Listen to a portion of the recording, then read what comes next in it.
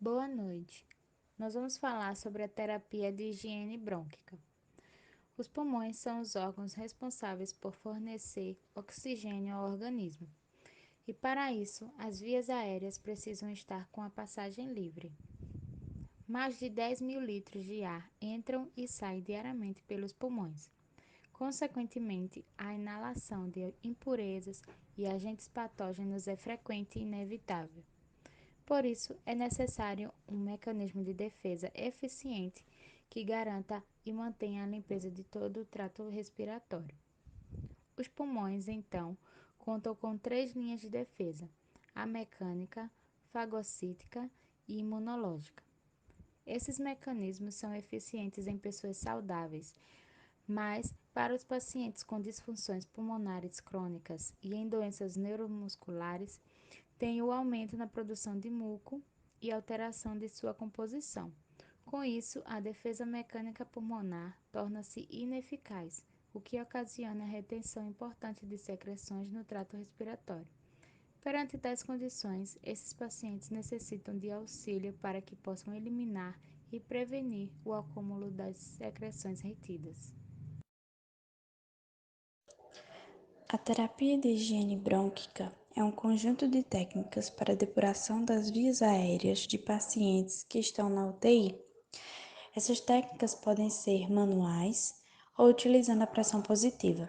São técnicas que devem ser adaptadas a cada paciente.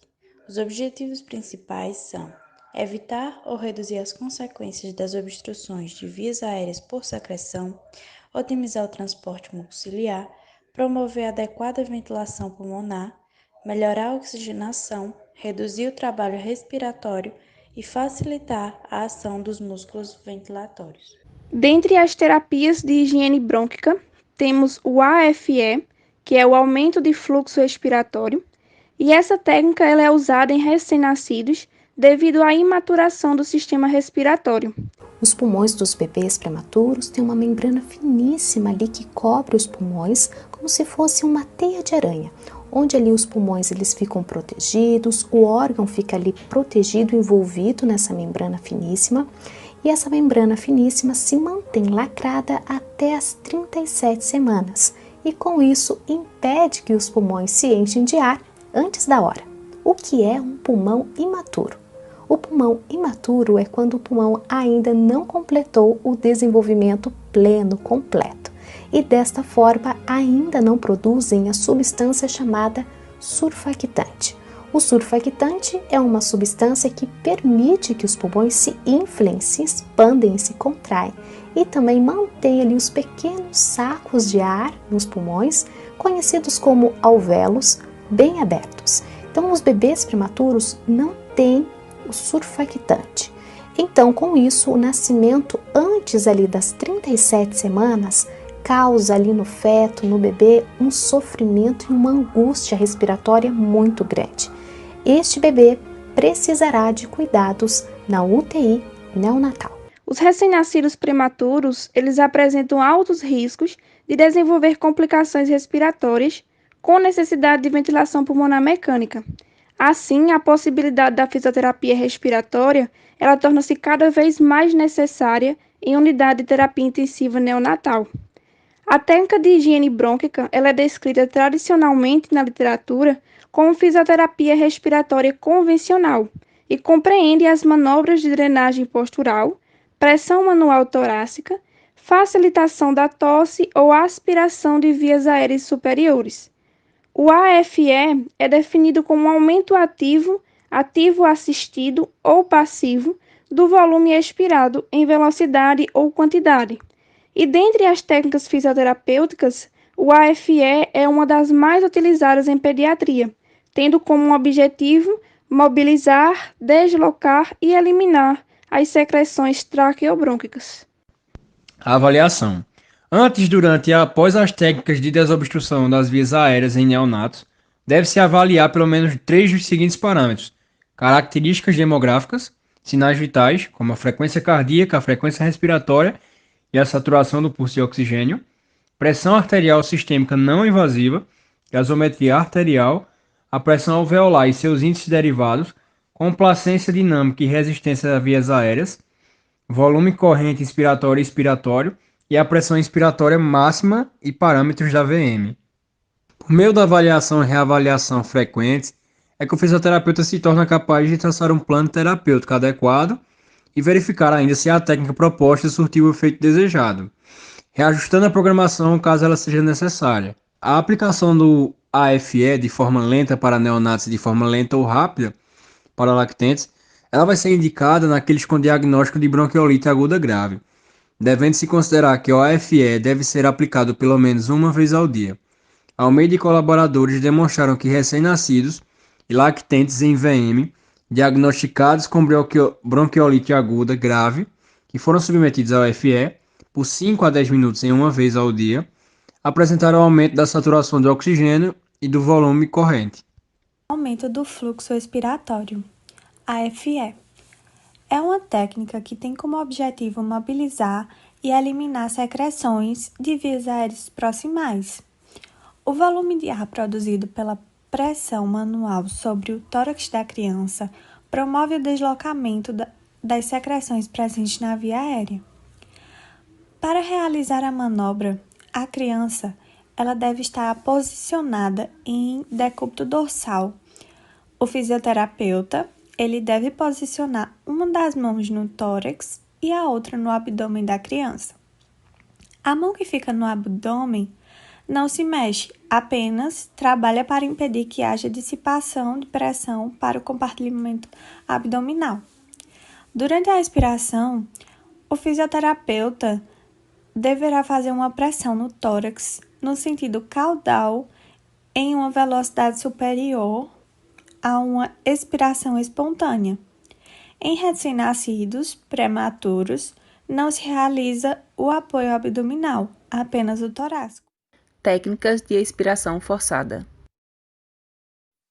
A técnica de expiração forçada tem como objetivo ajudar a remoção do acúmulo de secreções brônquicas e, deste modo, minimizar a compressão dinâmica e o colapso das vias aéreas decorrentes da expulsão brusca e forçada do ar. A característica básica da técnica é a presença do Huff, que é uma manobra de expulsão de ar forçada. O Huff tem mostrado resultados eficazes na eliminação de secreções brônquicas e na melhoria da função pulmonar. Esta técnica não deve ser utilizada em crianças com menos de 2 anos, devido à ocorrência da subida brutal da pressão intratorácica, que pode conduzir ao risco de ruptura parenquimatosa ou brônquica. O Huff pode ser utilizado no pós-operatório de cirurgias torácicas, cardíacas e abdominais. Nestes casos, solicita-se a pessoa que utilize uma almofada para apoiar a região da ferida operatória, de forma a minimizar a dor. Por ser uma técnica que promove a expiração forçada, deve-se fazer uma ou duas manobras de Huff, com baixo fluxo e volume, que é seguida de um controle ou uma respiração diafragmática, entre 10 e 10 segundos. Ela é indicada para pacientes com fibrose cística, efisema pulmonar e bronquiectasia. O efeito dessa técnica ela vai se assemelhar à técnica de Huff, que é de baixo fluxo e volume, mas o controle diafragmático ele só é realizado depois da técnica de Huff. Previne o aumento da resistência do fluxo aéreo, que assim vai prevenir obstruções de vias aéreas. Uma precaução é que há a possibilidade de preceptar um broncoespasmo ou uma fadiga.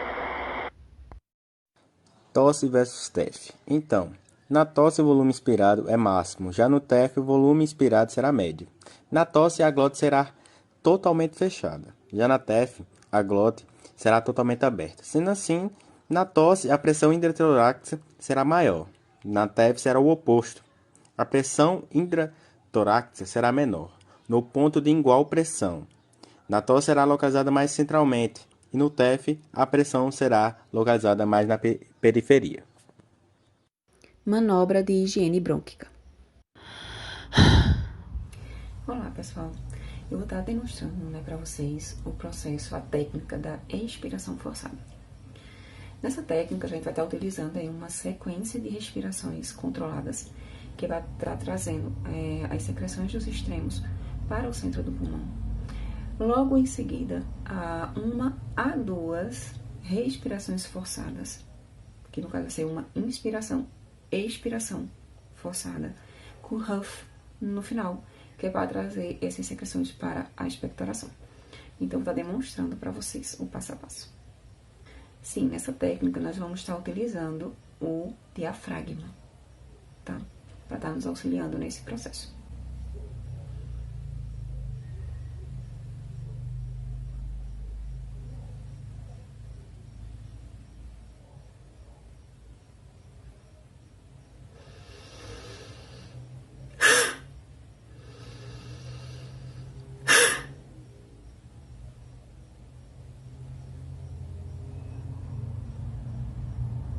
É isso. Ciclo ativo da respiração. O ciclo ativo da respiração é uma combinação de técnicas de expiração forçada, controle da respiração e exercício de expansão torácica. Essa técnica tem o objetivo de fluidificar, ou seja, deixar mais líquida a secreção, facilitando a movimentação da secreção para as vias aéreas superiores, para que a expectoração seja facilitada. O CA é flexível e adaptado para atender as necessidades do paciente. Pode ser usado em qualquer posição, inclusive em drenagem postural. É eficaz tanto com ou sem o auxílio de outra pessoa. Posicione o corpo confortavelmente conforme as instruções do seu fisioterapeuta. Relaxe a respiração, inspirando suavemente pelo nariz e expirando pela boca, mantendo a respiração lenta e controlada. Coloque as mãos sobre a parte inferior das costelas. Inspire profundamente 3 vezes pelo nariz e expire pela boca, enchendo os pulmões e sentindo suas costelas moverem-se gentilmente para fora enquanto inspira. Retorne à técnica de respiração relaxada. Coloque as mãos sobre a parte inferior das costelas. Inspire profundamente 3 vezes pelo nariz e expire pela boca, enchendo os pulmões e sentindo suas costelas moverem-se gentilmente para fora enquanto inspira. Quando sentir que encheu o peito de ar, segure a respiração de 3 a 5 segundos. Depois, expire suavemente pela boca. Volte à técnica de respiração relaxada. Faça 3 respirações profundas pelo nariz e expire rapidamente com a boca aberta, como um suspiro forçado. Retorne à técnica de respiração relaxada. No final do ciclo, tussa para limpar quaisquer secreções.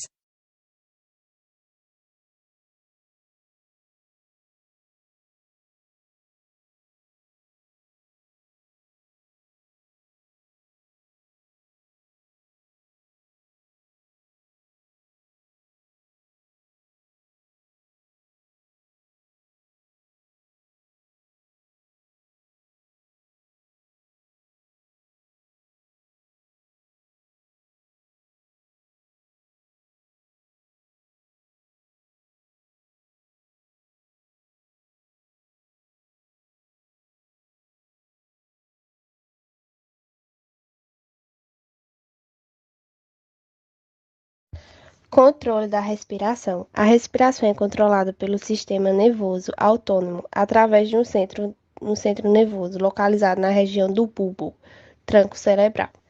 Desse centro partem os nervos responsáveis pela contração dos músculos respiratórios, como o diafragma e os músculos intercostais.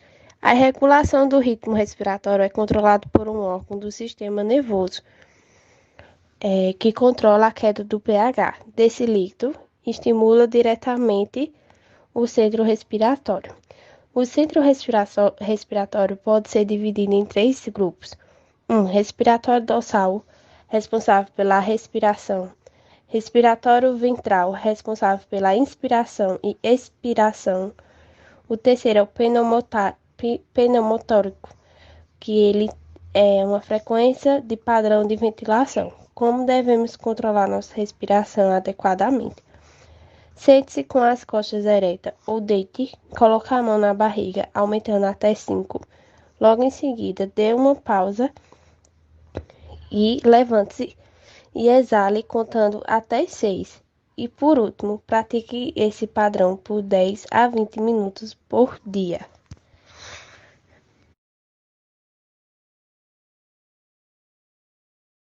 Exercícios de expansão torácica ou respiração profunda. Nessa fase, deve-se inspirar lenta e profundamente pelo nariz e, se possível, sustentar a inspiração por 2 a 3 segundos. Deve-se manter o tórax e os ombros relaxados. Expirar suavemente como se fosse embaçar um espelho até sentir esvaziar os pulmões totalmente, sem forçar a expiração. Repetir 3 a 4 vezes e, se perceber leve cefaleia, voltar ao controle da respiração. Para facilitar a propriocepção da expansão torácica, o paciente deve manter os ombros relaxados, colocar as mãos nas costelas inferiores, respirar profundamente até sentir expandir a parede torácica, aumentando assim a ventilação pulmonar dessa área. A manobra de sustentar o ar de 2 a 3 segundos diminui o colapso do tecido pulmonar, mesmo que o fluxo se dirija mais facilmente para as áreas sadias do que para as obstruídas. Em presença de hiperinsuflação pulmonar, a resistência ao fluxo de ar também diminui nas vias colaterais. O ar desloca-se atrás das secreções, mobilizando-as para as vias de maior calibre até a boca. A eficácia dos exercícios de expansão torácica advém do fenômeno de interdependência das forças expansivas que exercem entre o tecido alveolar adjacente. Em volumes pulmonares altos, as forças expansivas são maiores entre os alvéolos, propiciando a reexpansão do tecido pulmonar, o que não ocorre com o volume corrente normal. Os exercícios de expansão torácica podem ser associados com vibração ou percussão torácicas, desde que tenham indicação da inclusão dessas técnicas para maior depuração da secreção brônquica. O excesso pode levar a hiperventilação ou cansaço. Devem ser executados se a pessoa sente ou percebe que esta parte do ciclo mobiliza as secreções. A Eltigo, a respiração lenta com a glote aberta em decúbito infralateral, é uma técnica de fisioterapia respiratória utilizada para remoção de secreção, principalmente em vias aéreas médias e periféricas. Ela é uma técnica ativa ou passiva, onde o paciente é posicionado em decúbito lateral e realiza expirações lentas partindo da capacidade residual funcional, a CRF, até o volume residual com a glote aberta. Ela é considerada uma técnica expiratória lenta para aumentar o tempo expiratório, evitando o colapso precoce das vias aéreas, a hiperinsuflação e mobilizando as secreções no sentido proximal. Ela é simples, de baixo custo e não apresenta necessidade de equipamentos especiais para sua execução. Quanto à técnica do Eltigo. Primeiro, o fisioterapeuta deve realizar a ausculta do paciente para identificar a existência e a localização da secreção. Em seguida, deve-se orientar que o paciente deite-se em decúbito lateral sob o pulmão-alvo e realize a flexão do quadril e do joelho, o que fará com que as vísceras sejam comprimidas e, consequentemente, o diafragma também, aumentando ainda mais o fluxo expiratório. Depois de posicionar o paciente corretamente, o fisioterapeuta deverá posicionar uma mão sobre a parte superior do hemitórax direito e a outra mão deve ser posicionada na base do abdômen do hemicorpo esquerdo, de forma a traçar uma linha imaginária. O paciente deverá abrir a sua boca e pôr a língua para fora, ou mesmo que seja orientada a utilizar um bocal, fazendo a inspiração e a expiração pela sua boca, mantendo sua glote aberta. Em sequência, o terapeuta deverá realizar um movimento de torção e de letra J com a mão que está sobre o abdômen, para que haja a compressão dessas vísceras e do diafragma. Orienta-se na literatura que realizemos a técnica por aproximadamente 12 minutos. A posição do decúbito lateral é adotada nesta técnica pelo fato do pulmão infralateral estar sujeito às 3 forças acima mencionadas, que são gravidade, pressão das vísceras abdominais e peso do mediastino, que promove uma maior deflação do pulmão. Esta técnica ela é indicada em pacientes cooperativos, hipersecretivos e em pacientes onde as manobras forçadas podem ocasionar com maior frequência constricções ou colapsos proximais, que são prejudiciais na eliminação das secreções. Já a sua contraindicação é para pacientes com abscessos e paquipleurites.